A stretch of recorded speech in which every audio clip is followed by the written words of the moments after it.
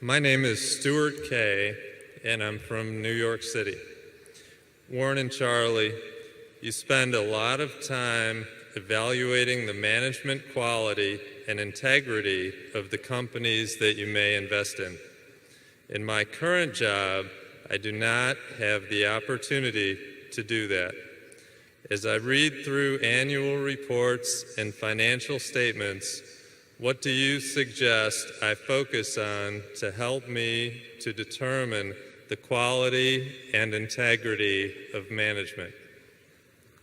Well, we spent many, many years, and we bought many things. I mean, without meeting managements at all, having any entree to them, the stocks, the 5 billion of stocks that we may have bought in the first quarter, most of those were companies I've never met the management, never talked to them. We read a lot. We read annual reports. We read about competitors. We read about the industries they're in. In terms of sizing up managements, obviously if we're going to buy the whole business, that's a different question. We're going to buy it, be in bed with them, they're going to run them, and we care very much about whether they're going to behave in the future as they have in the past once we own the business. And we've had very good luck on that. But in terms of marketable securities, we read the reports. Now, Charlie and I were just talking about one the other day where we read an annual report of a large oil company, and the company, 100 pages, public relations people, lots of pictures, spent a fortune on it.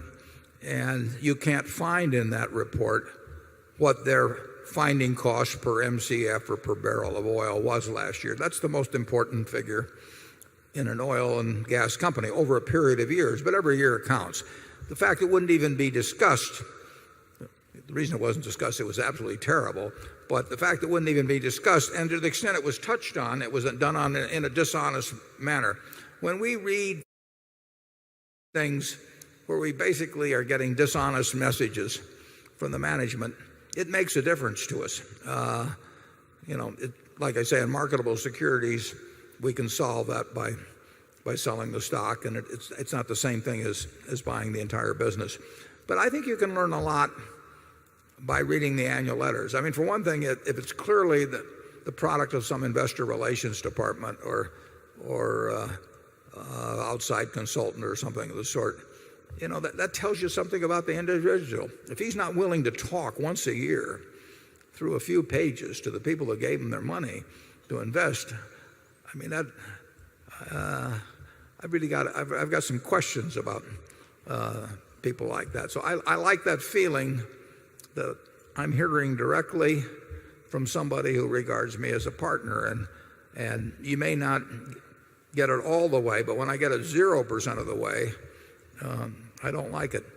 We've still bought into in marketable securities, we bought into some extremely good businesses where we thought they were run by people we didn't really like very well. We didn't feel they could screw them up. Charlie? Yeah, I think that's exactly right. That there are two things, the quality of the business and the quality of the management. And if the business is good enough, it will carry a lousy manager. And the converse case, where a really good manager gets in a really lousy business, you'll ordinarily have a very imperfect record. In other words, it's a rare person that can take over a textile business totally doomed, which was what Warren did in his youthful folly, and turn it into what's happened here. You should not be looking for other Warrens on the theory they're under every bush. I figured it out in 20 years, though. I'll have to say that for myself. 20 years, and I finally figured out I was in the wrong business. But there are businesses. If you gave me first draft pick of all the CEOs in America and said it's your job to run Ford Motor now, or pick a company that's in a terribly tough business, I wouldn't do it. I mean,